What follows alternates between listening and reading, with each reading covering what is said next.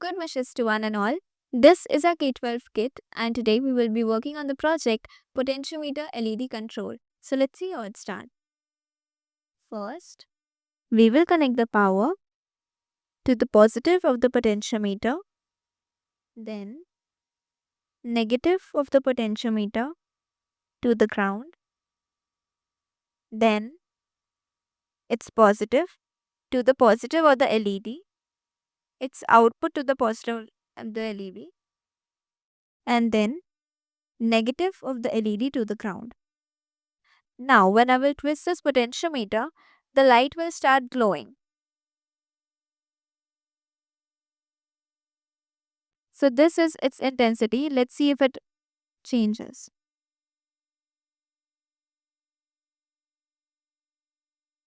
So this is how we can change the intensity of the light just by twisting this potentiometer.